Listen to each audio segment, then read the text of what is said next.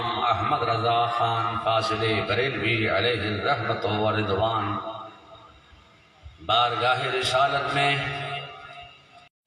اپنی عقیدت و محبت کا اظہار اس والہانہ انداز سے فرماتے ہیں۔ فاضل بریلوی فرماتے ہیں کہ یا الہی رحم فرما مصطفیٰ کے واسطے،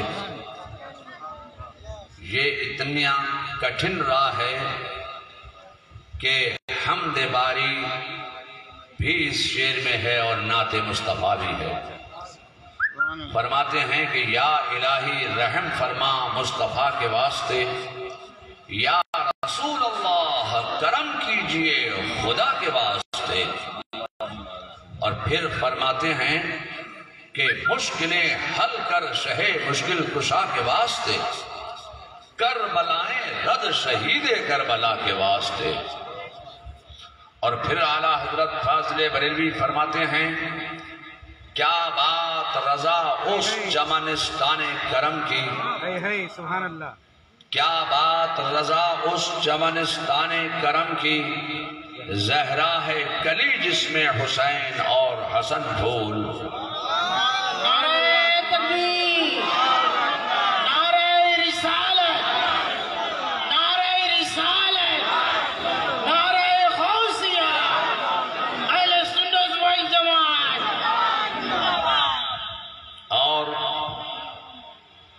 حضرت سیدنا خواجہ خواجگاں سلطان الہند حضرت سیدنا خواجہ غریب نواز رضی اللہ تعالی عنہ، حضرت سیدنا امام حسین کی مقدس بارگاہ میں اپنا خراج عقیدت اس والہانہ انداز سے پیش فرماتے ہیں۔ حضرت خواجہ غریب نواز فرماتے ہیں کہ شاہ ہست حسین، بادشاہ ہست حسین، دین است حسین، دی پناہ ہست حسین، سرداد نداد دست در دست یزید، حقا کے بنائے لا الہ ہست حسین، حقا کے بنائے لا الہ ہست حسین۔ قتل حسین اصل میں مرگ یزید ہے، اسلام زندہ ہوتا ہے ہر کربلا کے بعد، اسلام زندہ ہوتا ہے ہر کربلا کے بعد۔ میں آپ سے کہنا چاہتا ہوں کہ اگر معرکہ کربلا رونما نہ ہوا ہوتا تو آج اسلام ہمارے آپ کے درمیان جو اپنی صحیح شکل و صورت کے ساتھ پہنچا ہے، اگر امام حسین نے اپنی قربانی نہ دی ہوتی تو یزید اسلام کی صورت کو مسخ کر دینا چاہتا تھا، یزید اسلام سے سنت مصطفیٰ کو کھینچ لینا چاہتا تھا، یزید اسلام کی شکل و صورت کو بگاڑ دینا چاہتا تھا۔ امام حسین کربلا کے میدان میں کھڑے ہو گئے اور انہوں نے اپنا لہو دے کر نبی کے لہو سے ملا کر شجر اسلام کو نکھار دیا۔ یہ امام حسین کے مقدس لہو کا کمال ہے کہ آج اسلام ہمارے اور آپ کے درمیان اپنی صحیح شکل و صورت کے ساتھ پہنچا ہے۔ اللہ تبارک و تعالی حضرت سیدنا امام حسین کی برکتیں ہمیں اور آپ کو سب کو نصیب فرمائے۔ حضرت سیدنا امام حسین رضی اللہ تعالیٰ عنہ نے اپنے عزیز و اقارب، اپنے احباب، اپنے منسلکان اہل بیت جو اہل بیت نبوت سے منسلک تھے، منسلکان اہل بیت نبوت کو اور اپنے رفقا کو، اپنی آل و اولاد کو کربلا کے میدان میں اللہ کی راہ میں قربان کر دیا۔ یہ اسی قربانی کا نتیجہ ہے کہ آج ہم اور آپ سب یہاں سید پور کی سرزمین پر حضرت امام حسین کی یاد میں یہاں جمع ہوئے ہیں۔ حضرت امام حسین نے اسلام کی حفاظت کے لیے، اسلام کی ترقی کے لیے، اسلام کی بقا کے لیے، اسلام کے استحکام کے لیے جو اپنی قربانیاں پیش فرمائی ہیں، اگر ہم یہ صرف سال میں 10 دن امام حسین کا ذکر کرتے ہیں، اگر سارا سال ہم امام حسین کا ذکر کرتے رہیں، ساری زندگی اگر ہم امام حسین کا ذکر کرتے رہیں، تو امام حسین کے احسانات کا بدلہ ہم نہیں چکا سکتے ہیں۔ حضرت امام حسین نے ہم مسلمانوں پر ایسا احسان فرمایا ہے، مگر کیا کیا جائے کہ سال میں 10 دن لوگ حسینی بن جاتے ہیں اور خوب امام حسین کا چرچا اور ذکر کرتے ہیں۔ سارا سال بھی اگر ہم امام حسین کے ذکر کی محافل سجاتے رہیں تو امام حسین کے احسانات کا بدلہ ہم نہیں چکا سکتے ہیں۔ لوگوں، یہ 1445واں جشن ہجری پہلی محرم کے ساتھ شروع ہوا۔ میں نے واٹس ایپ پر ایک میسج پڑھا کہ 1444واں جشن ولادت رسول عالم اسلام کو مبارک ہو۔ آپ نے ایسا میسج کچھ پڑھا کہ نہیں پڑھا؟ جی ہاں، آپ کے پاس بھی آئے ہوں گے، میرے پاس بھی ایک میسج آیا۔ اب وہ 1444واں تو جشن ولادت نہیں، اب تو 1445واں جشن ولادت رسول کے میسج آنا شروع ہو جائیں گے۔ مگر میں آپ سے کہنا چاہتا ہوں کہ 1444واں جشن ولادت رسول ہو ہی نہیں سکتا۔ رسول اللہ کی ولادت کو امسال 1440 سال نہیں بلکہ 1497 سال کا عرصہ گزر گیا۔ اگر آپ یہ میسج کرتے کہ 1497واں جشن ولادت رسول مبارک ہو تو یقیناً اس کو ہم تسلیم کرتے، مگر یہ 1444واں جشن ہجرت تو ہو سکتا ہے مگر جشن ولادت نہیں ہو سکتا۔ یہ 1445 ہجری شروع ہو گئی۔ میں آپ سے کہنا چاہتا ہوں کہ یہودیوں نے، نصرانیوں نے، مجوسیوں نے ایک تحریک چلائی کہ یہ اسلام ایک نیا مذہب ہے اور ہمارا مذہب پرانا ہے، یہ اسلام نیا مذہب ہے۔ یہ یہودیوں کی چلائی ہوئی تحریک تھی۔ پھر نصرانی اس تحریک کو لے کر دوڑ گئے، پھر مجوسیوں نے اس تحریک پر خوب شور مچایا، اور آج بھی آپ دیکھ رہے ہوں گے یوٹیوب پر خوب یہ شور مچ رہا ہے کہ اسلام نیا مذہب ہے۔ مسلمان دنیا میں 1444 سال سے ہے، اسلام دنیا میں 1444 سال سے ہے، مسلمان دنیا میں 1444 سال سے ہے۔ میں آپ سے کہنا چاہتا ہوں خدا کی قسم، نہ اسلام دنیا میں 1450 سال سے ہے، نہ 1497 سال سے ہے، نہ 1444 سال سے ہے۔ اسلام کی بنیاد تو اس وقت پڑ گئی تھی کہ جب اللہ تبارک و تعالیٰ نے اپنے نور سے ایک نور ظاہر فرمایا اور فرمایا ہذا محمد الرسول اللہ۔ اللہ نے اپنے نور سے ایک نور ظاہر فرمایا اور فرمایا ھذا محمد الرسول اللہ۔ اس نور سے آواز آئی لا الہ الا اللہ، اسلام کی بنیاد پڑ گئی۔ سبحان اللہ، اسلام کی بنیاد پڑ گئی۔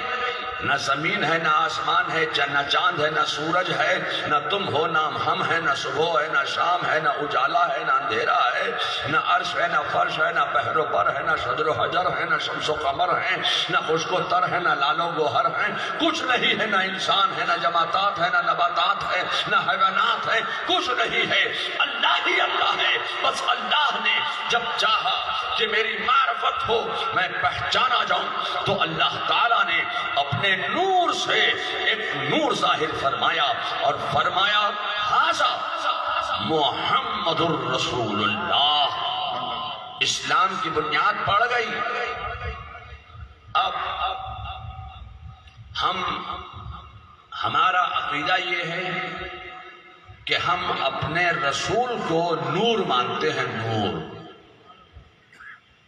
نور مانتے ہیں۔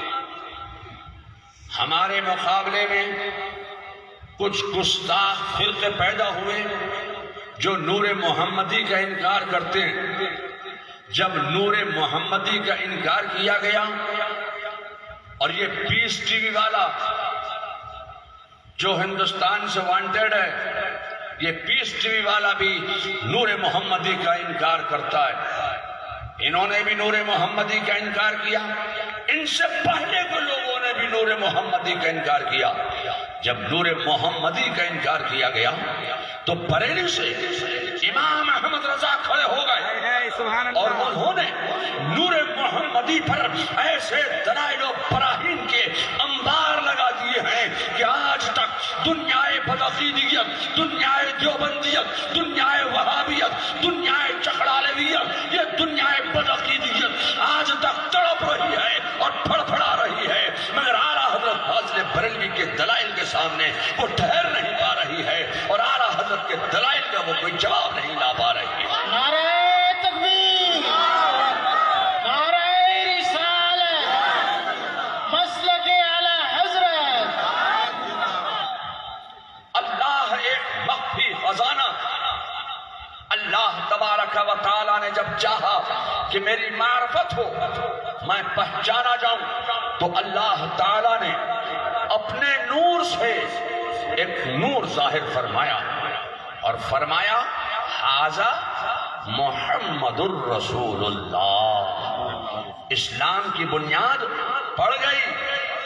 اب یہ یہودی، یہ نصرانی، یہ عیسائی اور یہ غیر مسلمین جو اسلام کے مخالفین ہیں، آج بھی یہ اعلان اس بات کا کرتے ہیں کہ اسلام ایک نیا مذہب ہے، اسلام ایک نیا مذہب ہے، ہمارا دھرم بہت پرانا ہے۔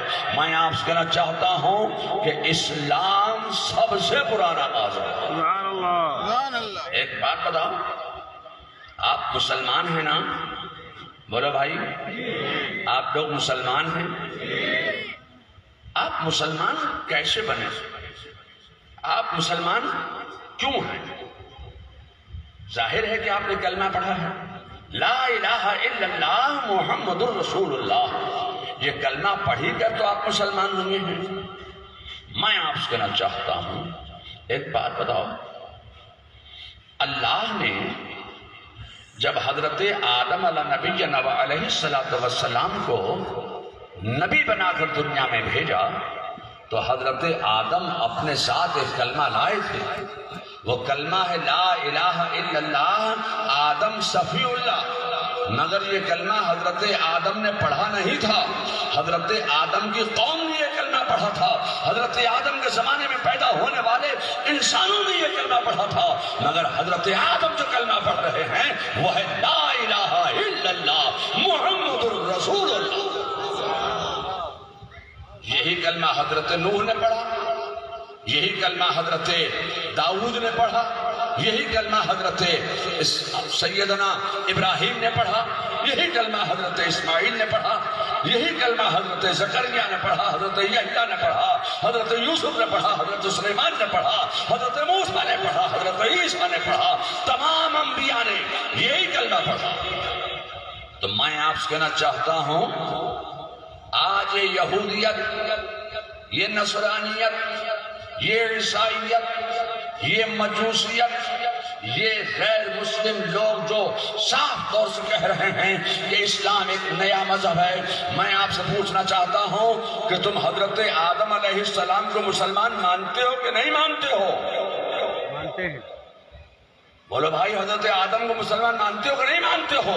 میں آپ سے کہنا چاہتا ہوں، خدا کی قسم، حضرت آدم بھی مسلمان ہیں، حضرت نوح بھی مسلمان ہیں، حضرت زکریا بھی مسلمان ہیں، حضرت یحییٰ بھی مسلمان ہیں، حضرت یعقوب بھی مسلمان ہیں، حضرت موسیٰ بھی مسلمان ہیں، حضرت سلیمان بھی مسلمان ہیں، حضرت ابراہیم بھی مسلمان ہیں، حضرت موسیٰ بھی مسلمان ہیں، حضرت عیسیٰ بھی مسلمان ہیں۔ ایک بات بتاؤ، حضرت جبرائیل امین کو تم مسلمان مانتے ہو کہ نہیں مانتے ہو؟ میں آپ سے کہنا چاہتا ہوں کہ حضرت جبرائیل امین بھی مسلمان ہیں، حضرت میکائیل بھی مسلمان ہیں، حضرت اسرافیل بھی مسلمان ہیں، اور میرے مصطفیٰ کا جملہ سنو، میرے آقا کائنات مصطفیٰ جان رحمت صلی اللہ علیہ وسلم ارشاد فرماتے ہیں، انا اولون مسلمون، میں پہلا مسلمان ہوں۔ نعرہ تکبیر، نعرہ رسالت، مسلک اعلی حضرت۔ لوگوں، یہ تو برا ہو سیاست کا کہ سیاسی لوگوں نے یہ تحریک چلائی کہ اسلام ایک نیا مذہب ہے۔ میں آپ سے کہنا چاہتا ہوں، آج بھی بڑے زور و شور سے اس بات کی تحریک چل رہی ہے کہ اسلام ایک نیا مذہب ہے۔ اسلام کی بنیاد اس وقت پڑ گئی تھی جب اللہ تعالیٰ نے اپنے نور سے ایک نور ظاہر فرمایا تھا۔ اللہ تعالیٰ نے چاہا کہ میری معرفت ہو تو جبریل امین کو حکم دے دیا کہ جا زمین میں جا۔ پہلی مرتبہ حضرت جبریل امین زمین میں تشریف لائے، اور جس مقام پر آج خانہ کعبہ تعمیر ہے اس مقام سے مٹی اٹھائی۔ اللہ نے اس مٹی کو مائے معین اور کوثر و تنیم میں حل کیا، اور حضرت آدم کا مٹی کا پتلا تیار فرما دیا۔ اللہ نے حضرت آدم کے جسد خاکی میں روح ظاہر فرمائی۔ روح جسم آدم میں گئی، واپس آ گئی۔ پھر اللہ نے جسد خاکی میں روح ظاہر فرمائی، روح پھر جسم آدم میں گئی، پھر پلٹ آئی۔ جسم آدم میں تاریکی ہے، روح جاتی ہے، ٹھہرتی نہیں ہے۔ اللہ تعالیٰ نے جو نور اپنے نور سے پیدا کیا، جو نور خاص مقام قرب الہی میں عبادت الہی کر رہا تھا، خاص مقام قرب سے لیا اور حضرت آدم کی پشت میں ظاہر فرما دیا۔ اب روح ظاہر فرمائی، روح جس میں آدم میں گئی، ٹھہر گئی۔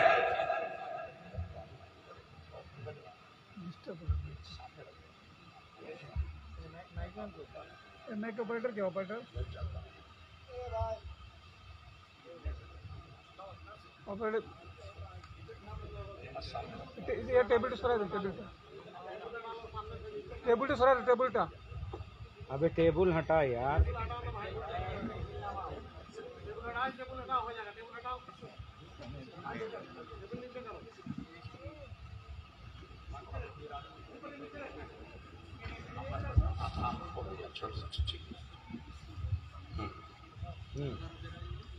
میرا ہاتھ چلانا میں بولچتا ہوں بہت۔ ایک تار ادھر سائڈ کر دو، یہ بھی تم لے کر اٹھا کے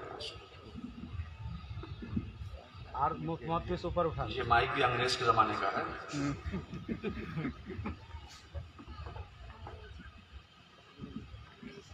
اللہ تبارک و تعالیٰ نے وہ نور خاص مقام قرب سے لیا اور حضرت آدم کی پشت میں ظاہر فرمایا. اب روح ظاہر فرمائی. روح جس میں آدم میں گئی ٹھہر گئی. یہ جس میں آدم میں جو روح ٹھہر گئی، خدا کی قسم یہ برکت ہے نور محمدی کی. اگر جسم آدم میں نور محمدی نہ رکھا جاتا تو روح نہ ٹھہرتی. یہ برکت ہے نور محمدی کی. اللہ تعالیٰ نے اب تمام ملائکہ کو سجدے کا حکم دیا. یہ سجدہ کون سا سجدہ تھا؟ یہ سجدہ سجدہ تعظیمی تھا. لوگ کہتے ہیں کہ یہ سجدہ تعظیمی اللہ نے حضرت آدم کو کرایا تھا، مگر اعلیٰ حضرت فاضل بریلوی کا جملہ سنو. اعلیٰ حضرت فاضل بریلوی فرماتے ہیں کہ بظاہر تو یہ سجدہ تعظیمی حضرت آدم کو کرایا گیا تھا، مگر بباطن یہ سجدہ تعظیمی نور محمدی کو کرایا گیا تھا جو حضرت آدم کے پشت پر رکھا ہوا تھا. نور محمدی کی تعظیم کے لیے سجدہ تعظیمی کرایا گیا. تمام ملائکہ سجدے میں چلے گئے، سب ملائکہ سجدے میں جھک گئے، چلے گئے، مگر ایک تھا جس نے عبادت بہت کی تھی، جس نے ریاضت بہت کی تھی، جس نے محنت بہت کی تھی، جس نے استدراج کی قوت کو حاصل کرنے کے لیے بے پناہ قوت نثار کیا تھا. علماء فرماتے ہیں اتنا بڑا ساجد تھا کہ اگر شیطان کے سجدوں کو زمین اور آسمان کی وسعتوں میں پھیلا دیا جائے تو زمین اور آسمان میں کوئی چپا، کوئی گوشہ ایسا نہیں ہوگا جہاں اس نے سجدہ نہ کیا ہوگا. ہر جگہ سجدہ کیا. تو پتہ لگاؤ بنگلہ دیش کب آیا تھا؟ زمین کا کوئی گوشہ اس نے نہیں چھوڑا جہاں سجدہ نہ کیا ہو. پتہ لگاؤ کب آیا تھا بنگلہ دیش. پتہ لگاؤ کب گیا تھا سلہٹ. تلاش کرو کھلنا کب آیا تھا. پتہ لگاؤ کہ کوکس بازار کب پہنچا تھا. میں آپ سے کہنا چاہتا ہوں اس کا یہ مطلب نہیں ہے کہ وہ زمین کو ڈھونڈ ڈھونڈ کے سجدہ کرتا تھا. وہ سجدہ تو ایک جگہ بیٹھ کے کرتا تھا. علماء فرماتے ہیں اگر اس کے سجدوں کو پھیلا دیا جائے تب زمین اور آسمان میں کوئی چپا، کوئی گوشہ ایسا نہیں ہوگا جہاں اسے سجدہ نہ کیا ہو. اتنا بڑا ساجد اکڑ گئے. تو خدا کی بارگاہ میں جو اکڑ گیا وہ اکھڑ گیا. کہا نکل تو مردود ہو گئے. اللہ نے مردود بارگاہ الہی بنا کر ابلیس کو زمین میں پھینک دیا. فرشتوں نے جب اس کا یہ حال دیکھا کہ مردود بارگاہ الہی بنا دیا گیا تو فرشتوں نے جلدی سے دوسرا سجدہ کر لیا. اللہ نے تو ایک سجدے کا حکم دیا تھا مگر یہ فرشتوں نے دوسرا سجدہ کون سا کیا؟ یہ دوسرا سجدہ فرشتوں نے اس لیے کیا کہ سجدہ شکر ادا کیا کہ اس نے حکم نہ مانا، وہ مردود ہو گیا. ہم نے اللہ کا حکم مان لیا، ہم بچ گئے. تو فرشتوں نے دوسرا سجدہ سجدہ شکر ادا کر لیا. ایک بات بتاؤں، میں آپ سے پوچھنا چاہتا ہوں یہاں پر رک کر کہ آپ نماز میں ایک سجدہ کرتے ہو کہ دو سجدے کرتے ہو؟ زور سے بولیے. ایک سجدہ کرتے ہیں کہ دو سجدے کرتے ہو نا؟ تو میں یہی تو کہنا چاہتا ہوں کہ اللہ تبارک و تعالیٰ کو اپنے ملائکہ کی یہ ادا اتنی پسند آئی، اتنی پسند آئی، اتنی پسند آئی کہ قیامت تک کے لیے نمازیوں پر ایک سجدہ نہیں بلکہ دو سجدے لازم فرما دیے. ہم جو نماز میں سجدے کرتے ہیں، دو سجدے کرتے ہیں. پہلا سجدہ سجدہ حکم ہے اور دوسرا سجدہ سجدہ شکر ہے. اللہ کو یہ ادا اتنی پسند آئی کہ اپنے ملائکہ کی اس ادا کو